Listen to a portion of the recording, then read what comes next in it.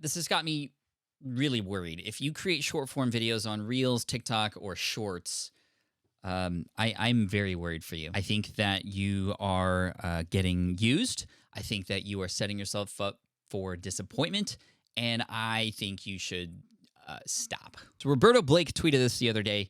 He's got a video that has 70,000 views. One video with just 70,000 views that has earned $770 in ad revenue. And here's the kicker right here. It says you would need 70 million short form views to earn the same money. That is a lot of views. And yes, you can get those kinds of views on short form platforms. The algorithm is absolutely amazing. And when you put content on there, you see people who wouldn't have found you otherwise, who are commenting, who are liking, who are subscribing, all the good things. But is that the right way to go about building an audience on these platforms and not even getting paid back for that? The more that you see that feedback, it makes you want to create more videos, which does what? Only grows those platforms, but doesn't grow your business or your bank account, or you're getting paid nothing for these short form videos that you're putting so much time into. Yes, it's only a 60-second video, but how often are you spending time editing and coming up with those ideas and just kind of repeating that process? And then those videos go away. Like, they're there, but they're gone. I mean, they're not hot anymore. They're not trending.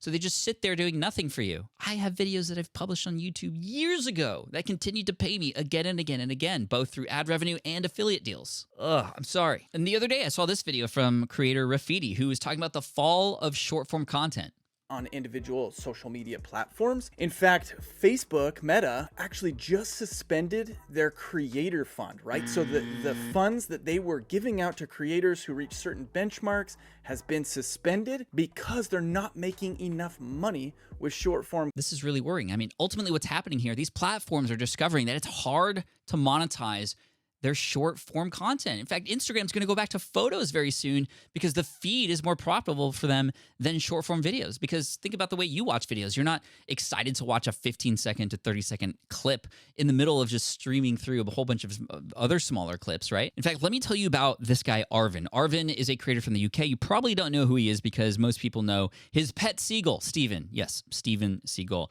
And he's got short form content that's super fun and interesting. He's got millions of subscribers. I mean, watch this clip real quick. For the past 10 days, I've been feeding my pet seagull. He comes every day for a little treat. But I think he's getting a little chubby. Fight me, bitch. And then there's Brady. Brady, you might not know, but you might know about his pet lobster that he bought from the grocery store and raised it. Now, Leon's up on YouTube, and here's a little clip just to give you an idea of what his content's like. I'm not sure exactly if I'm rescuing it or more just curious about what they're like and how they act day to day. This one will definitely only be a pet, though. Both Leon and Steven are massive. I mean, these are basically like real-life Pokemon. Pikachu? I mean, Leon here has, on this one video that came out 1 year ago, 23 million views. And every time Brady comes out with another Leon video, I mean, there are millions of views. And then Steven here, I mean, same thing, 24 million views on this, and he's got 3 million followers there. They both have merch. You can get the Leon Lobster Survive and Thrive bag. And then the Lord of the Wings sweater over at Steven. My favorite is, in fact, the Step Buddies pillow, however, over on Steven's side, so he definitely wins there. Leon has fans. He's the highlight of everyone's week. Nicholas says, no matter what's going on, I always find peace knowing what that Leon is doing well. And then Lindsay says, I'm a simple woman. I see Leon the Lobster, I hear that iconic Leon music, and I am complete. So we got some Leon fans there. And Steve has fans too. We love you, Steve. I would die for him. Not all of us crying together like one big happy family. Leon has memes. Me watching a video about a guy raising a lobster from a grocery store as a pet, knowing that I will have an exam tomorrow. And then, yes, Steven Seagull. There's one major difference between these two creators or pets who have creators on these different platforms. Leon is on long form.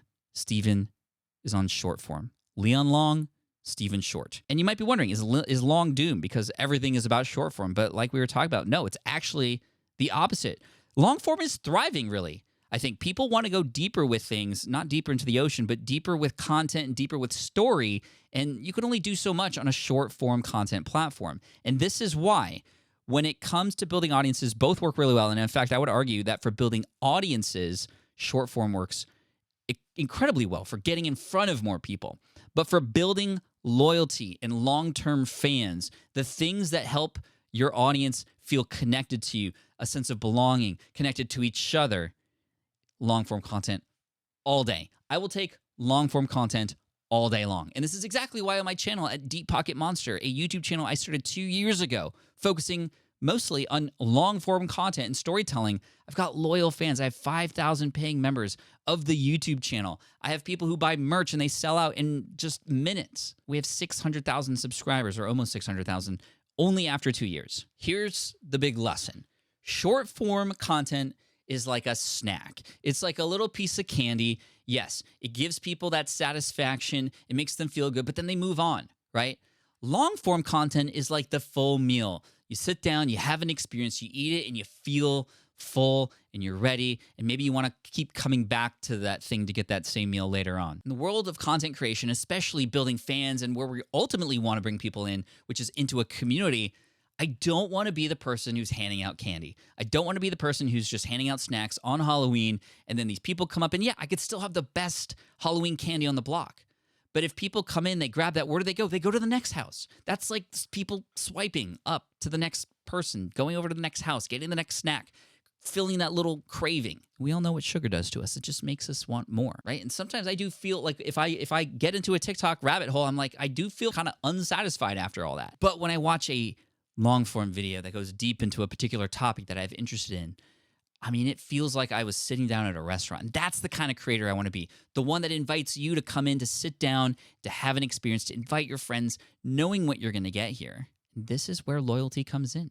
This is where you can serve multiple courses and have people experience this thing that is your channel, that is your long-form content, that is your brand. If the house at the end of the block that once gave the best candy disappears, you don't think twice about it. But if your favorite restaurant gets shut down and you love it so much, I mean, you're going to file a petition and get all the people in the neighborhood who also love it to join forces and do a GoFundMe to keep that restaurant alive, right? That's the difference between what can happen when you build a short-form video audience and a long-form video audience.